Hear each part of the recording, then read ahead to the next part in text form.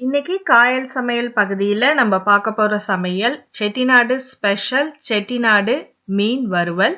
இப்போ அதுக்கு செய்ய தேவையான பொருட்கள் என்னென்னன்றத பார்க்க போறோம். வஞ்சிர மீன் நம்ம ஸ்லைஸா கட் பண்ணது 6 துண்டு, அரிசி மாவு 1 டேபிள் ஸ்பூன், கடலை மாவு 1 டீஸ்பூன், எலுமிச்சைப்பழம் பாதி, மஞ்சத்தூள் தேவையான அளவுக்கு, உப்பு தேவையான அளவு. இப்போ அரைக்கிறதுக்கு வெங்காயம் பாதி வெங்காயம் எடுத்துங்க. சின்ன வெங்காயம்னா ஒரு 5 அல்லது 6 எடுத்துங்க. பூண்டு 3 பல்லு, இஞ்சி ஒரு சின்ன துண்டு, சீரகம் 1/4 டீஸ்பூன், பெருஞ்சீரகம் 1 டீஸ்பூன், மிளகு 1 டீஸ்பூன், கார தேவைக்கு கூட்டிக்கலாம். அது மாதிரி தனி மிளகாத்தூள் உங்க கார தேவைக்கு, நான் இதுல 2 டேபிள் ஸ்பூன் போட்டிருக்கேன். காரம் உங்களுக்கு அதிகம் வேணும்னா நீங்க சேர்த்துக்கலாம். கொத்தமல்லி, இந்த கொத்தமல்லி 1 டீஸ்பூன், எண்ணெய் பொரிக்க தேவையான அளவு. இப்போ ஃபர்ஸ்ட் நம்ம மீனை வாஷ் பண்ண போறோம். அதுக்கு கொஞ்சம் வாடை இல்லாம இருக்கிறதுக்காக மஞ்சத்தூளும் கொஞ்சம் உப்பும் போட்டு அதோட கொஞ்சம் தண்ணி சேர்த்து கொஞ்சம் நல்லா கலந்துக்குங்க. தண்ணி சேர்த்து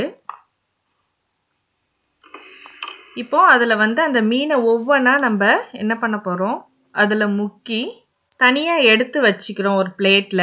இந்த மாதிரி நம்ம பண்ணும்போது கொஞ்சம் மீன் வாடை இல்லாம இருக்கும். மொத்தமா போட்டு கழுவுனோம்னா மீன் அது உடஞ்சிடும். ஸோ இப்போ எல்லாமே பண்ணதுக்கு அப்புறம் கொஞ்சம் தண்ணியில வாஷ் பண்ணிட்டு இது எல்லாத்தையும் எடுத்து கொஞ்சம் டிஷ்யூ பேப்பரை வச்சு தொடச்சி எடுத்து வச்சிருங்க. மீன்ல ஈரப்பதம் இல்லாம நம்ம எல்லா மீனையும் இதே மாதிரி கிளீன் பண்ணி ரெடி பண்ணி எடுத்து வச்சிடுறோம். இப்போ நம்ம அரைக்கக்கூடிய பொருட்கள்னு சொல்லியிருக்கோம்ல, அந்த அரைக்கக்கூடிய பொருட்கள்லாம் இப்போ மிக்சியில போட்டு அரைக்க போறோம். அதுல வெங்காயம், பூண்டு, இஞ்சி தோல் எடுத்துட்டு சின்ன சின்ன பீஸா கட் பண்ணிங்க.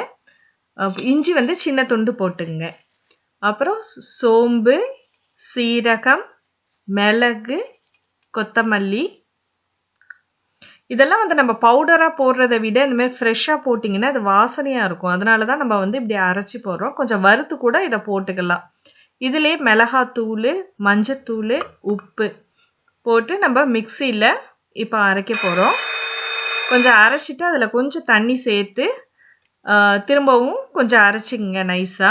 இப்போ அரைச்சதை ஒரு பவுல்ல நம்ம தனியா எடுத்து வைக்க போறோம். ஒரு கொஞ்சம் பெரிய பாத்திரத்துல, ஏன்னா மீனை பெரட்டுறதுக்கு ஏத்த மாதிரி உள்ள பாத்திரத்துல நம்ம இப்போ அரைச்சு வச்சிருக்கிற இந்த மசாலாவை அதுல போட்டிருக்கேன். இதுல நம்ம அரிசி மாவு, கடலை மாவும் இதுல சேர்த்துருக்கோம். கடலை மாவுக்கு பதிலா நம்ம கார்ன்ஃபிளவர் மாவு கூட சேர்த்துக்கலாம், நல்லா இருக்கும். இப்போ அதுல எலுமிச்சைப்பழ சாறு, உப்பு தேவைன்னா இதுல நீங்க சேர்த்துக்கலாம். காரம் உங்களுக்கு தேவைனாலும் இதுல நீங்க எக்ஸ்ட்ராவா நம்ம சேர்த்துக்கலாம். எல்லாத்தையும் ஒண்ணா கலந்து மிக்ஸ் பண்ணிங்க.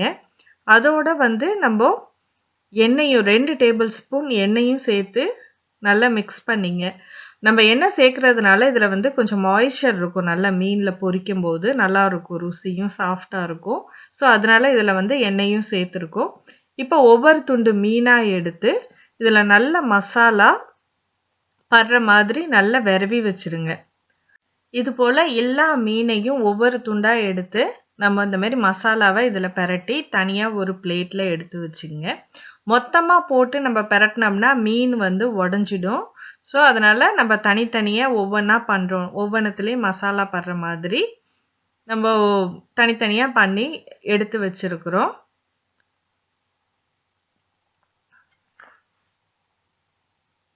இப்போ கடைசி மீன் பரட்டிட்டு இருக்கேன். ஸோ இதில் மசாலா இருக்கிற வரைக்கும் அட்ஜஸ்ட் பண்ணி நல்லா இதில் போட்டு நல்லா பெரவி வச்சிடுங்க. அதே பவுலில் அல்லது ஒரு பாக்ஸ்லேயே எதுலையாவது எடுத்து எல்லா மீனையும் ஒன்றா வச்சு ஒரு கவர் பண்ணி நம்ம இதை ஃப்ரிட்ஜில் ஒரு 1 மணி நேரம் அல்லது 2 மணி நேரம் அப்படியே ஊற வச்சிருங்க. இப்போது 2 மணி நேரம் ஊறிடுச்சு. இப்போ நான் எடுத்து வச்சிருக்கிறேன். இதை நம்ம ஃப்ரை பண்ண போறோம். ஒரு நான்ஸ்டிக் பேன்லயோ அல்லது தவால தேவையான அளவுக்கு கொஞ்சம் எண்ணெய் விட்டுங்க. ரொம்ப அதிக எண்ணெயெல்லாம் விட வேண்டாம். ஓரளவு கொஞ்சம் மீடியமா எண்ணெய் விட்டுட்டு அது எண்ணெய் காஞ்சதுக்கு அப்புறம் நம்ம மீனை ஒவ்வொன்றா போட்டு இதெல்லாம் நம்ம பொரிக்க போறோம்.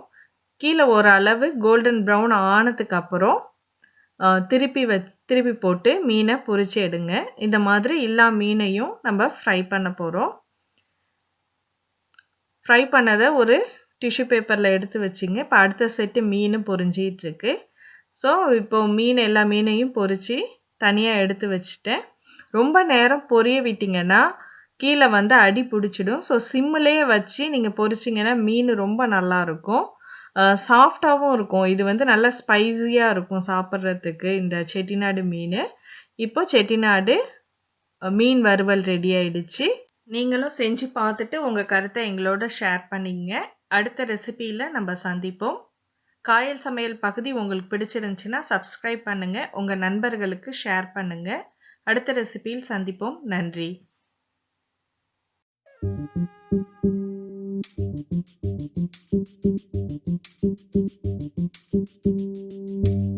Thank you.